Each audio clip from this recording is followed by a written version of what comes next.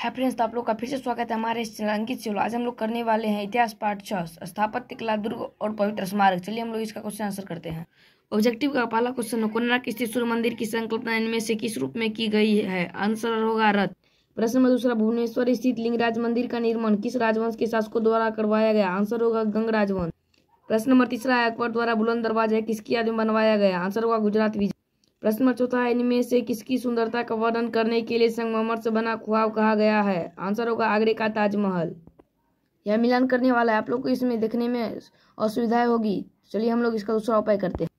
पहला है कुवत उल इस्लाम मस्जिद, आंसर होगा कुतुबुद्दीन ऐबक। दूसरा है फतेहपुर सीकरी अकबर। तीसरा बादशाह नाम अबुल हमीद लाहौरी। चौथा है दिल्ली स्थित जामा मस्जिद, आंसर होगा शाहजहां। पांचवा है गोल गुम्बद, आंसर होगा बहमनी सुल्तान आदिल शाह द्वितीय।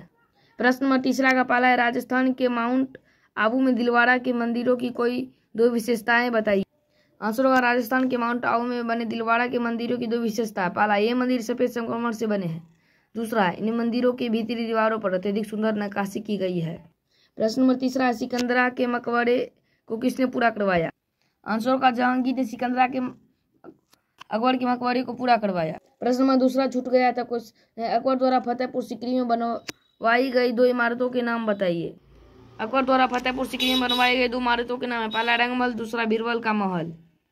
प्रश्न नंबर चौथा, किस मुगल शासक को इंजीनियर का बादशाह कहा जाता है? आंसर होगा शाहजहां को इंजीनियर का बादशाह कहा जाता है। प्रश्न नंबर पांचवा, विठल देव का मंदिर कहाँ बनवाया गया? इस मंदिर का निर्माण किसने करवाया? आंसर होगा कर्नाटक में हम्पी स्थित विठल देव मंदिर है। 16वीं शताब्दी में राजा कृष्णदेव द्वारा बनवाया गया था। प्रश्न नंबर चौथा, निम्नलिखित प्रश्नों का उत्तर दीजिए। इसका पहला है, पिएट्रा दूरा क्या है? आंसर होगा लाल किले के शाही सिंहासन के पीछे पिएट्रा दूरा था, जिसमें कम बहुमूल्य पत्थरों से किया गया चित्रमय पच्चीकारी का काम था। उस पर बना चित्र वीणा बजा रहे यूनानी देवता ऑफियस का था। प्रश्न नंबर दूसरा, लाल किले के भीतर बने दीवानों खास दीवार पर लिखे एक अभिलेख में कहा गया है कि यह स्वर्ग के समान है। इससे लोग मुगल साम्राज्य के बारे में क्या सोचते हैं?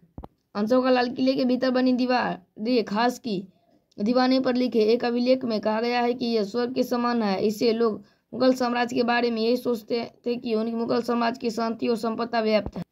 प्रश्न नंबर तीसरा, बीजापुर स्थित गुम्बद की मुख्य विशेषता का वर्णन कीजिए। आंसर होगा बीजापुर स्थित गोल गुम्बद की मुख्य विशेषताओं का वर्णन है। पहला, यह अपने विशाल गुम्बद और फुसफुसाने वाले दीर्घा के लिए प्रसिद्ध है। इसके किसी एक कोने में फुसफुसाहट की आवाज प्रतिध्वनित होकर हॉल में तेज आवाज उत्पन्न करती है। प्रश्न नंबर चौथा है, हुमायूं का मकबरा कहाँ स्थित है? इस इमारत की दो विशेषताएं बताइए। आंसर होगा दिल्ली में हुमायूं का मकबरा स्थित है। इस इमारत की दो विशेषताएं निम्नलिखित। पहला, यह लाल बलुआ पत्थर से बनाया गया है। दूसरा, इस केंद्रीय हॉल में 8 कक्षाओं से घिरा हुआ है। प्रश्न पांचवा, मुगल वास्तुकला की किन्हीं दो विशेषताओं का वर्णन कीजिए। आंसर होगा वास्तुकला की दो विशेषताओं का वर्णन है। पहला, मस्जिदों के कोनों पर सुंदर मीनार बनवाए गए हैं। दूसरा हुआ इमारतों में विशाल प्रवेश द्वार बनवाए गए हैं।